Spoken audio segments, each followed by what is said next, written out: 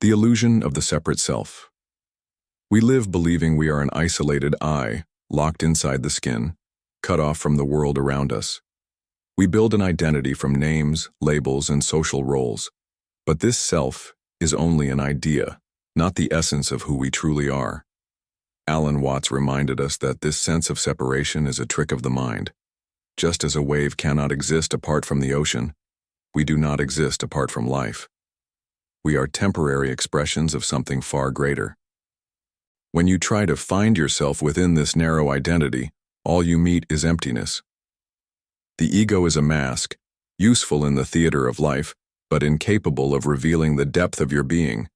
The mistake is believing the mask is the face. Awakening begins when you realize you were never separate.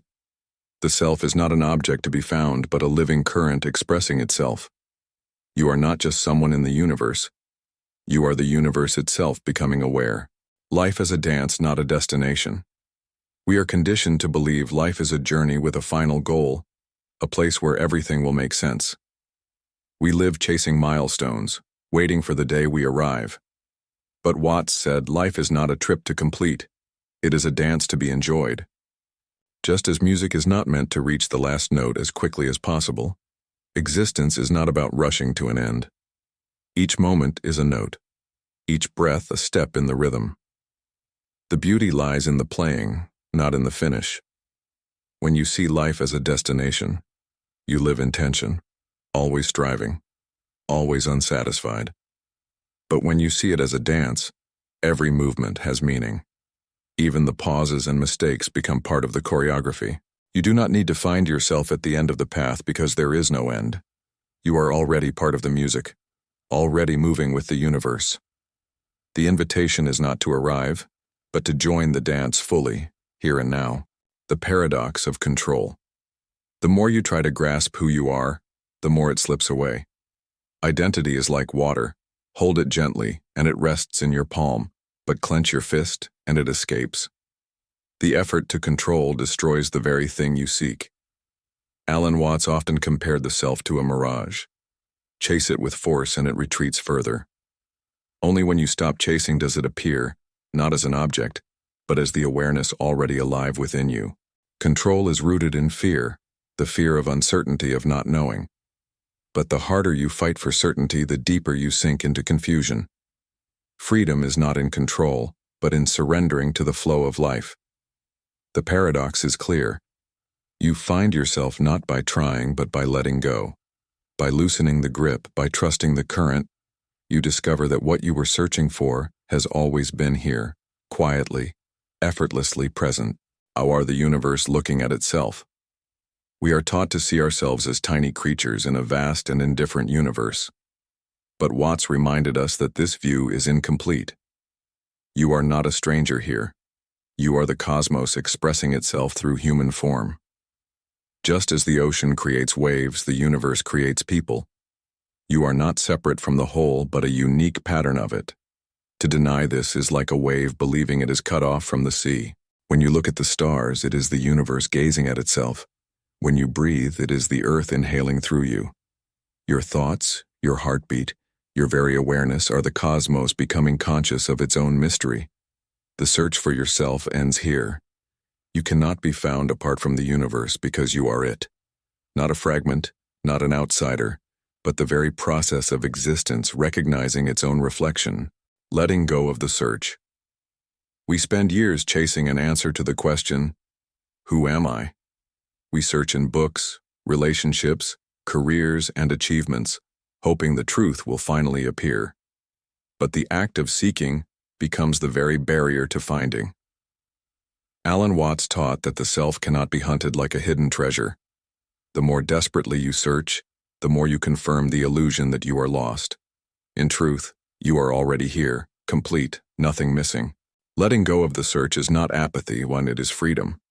It is realizing that the one who is looking is the same as what is being looked for. The seeker and the sought are not two, but one. When you release the anxious need to define yourself, a quiet clarity arises. You stop trying to become and start simply being. And in that stillness you discover what was always present, yourself. The ego as a mask. The I you present to the world is not your full reality. It is a role, a character, a mask created to move through society. Useful, yes, but never the totality of who you are. Alan Watts often said the ego is like a costume worn in the theater of life. Without it, the play cannot go on. But forgetting it's a mask makes you confuse the performance with the truth. Behind the mask lies something vast, ungraspable, and free. The ego says, I am separate, I am in control. But deeper awareness whispers, you are more than this name, more than this story. To see the ego as a mask is not to reject it, but to stop mistaking it for the face. True freedom comes when you wear the role lightly, knowing that behind every mask is the infinite self, watching, smiling, and free, the flow of the present moment. You cannot find yourself in the past because it is gone.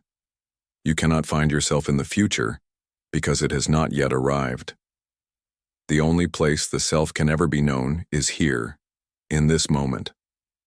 Alan Watts often said that life is like a river, always moving, never the same twice. To resist its flow is to suffer, but to join it is to awaken. The present is the only current that carries you home.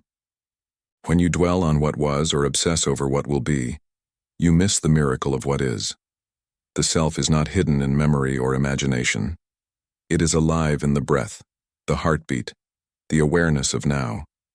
To live in the present is not to abandon time, but to recognize its illusion. Eternity is not endless minutes. It is this very instant seen clearly. Here, you do not need to search. You already are. Play, not struggle. We are taught to treat life like a problem to solve, a mountain to climb, a test to pass. But Watts reminded us that existence is not a task. It is more like play, spontaneous, free, without the need to win.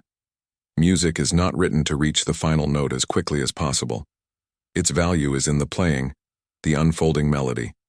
In the same way, life is not about rushing to an end, but savoring the rhythm of each moment. When you approach life as a struggle, everything feels heavy and urgent. But when you see it as play, even challenges become part of the game. Joy is found not in control, but in participation. To play is to trust the flow, to laugh at the uncertainty, to dance with the unknown. And in this lightness you discover that the meaning of life is not hidden at the finish line. It is shining in every step. The fear of nothingness. Many people resist self-realization because it feels like disappearing. To let go of the ego seems like falling into emptiness, into nothing, and nothingness frightens us more than anything. But Watts turned this fear upside down. He said that nothing is not blank, not void, not a dead end. It is the fertile space from which everything arises, the silence that makes music possible. We are afraid of losing ourselves, not realizing that what we lose is only the mask. What remains is not annihilation, but freedom. In nothingness, we discover we are everything. To embrace nothing is to see it not as loss, but as liberation. When you stop clinging to the illusion of solidity, you open to the boundless flow of life. The nothing you fear is the doorway to all that is. You are already what you seek. The search for yourself feels endless, as if the answer waits somewhere far away. But Watts reminded us of the paradox. The seeker and the sought are the same. The one searching is already the one being looked for. You do not become yourself through effort, achievement, or discovery. You already are. The illusion is that something is missing, when in truth, nothing has ever been absent. Like a man looking for his glasses while they sit on his nose, you search outside for what has always been within. The self is not hidden, it is only overlooked. The moment you stop running after it, you see clearly. You are not on the path to becoming. You are the path itself, the presence, the awareness, whole, complete, and already home.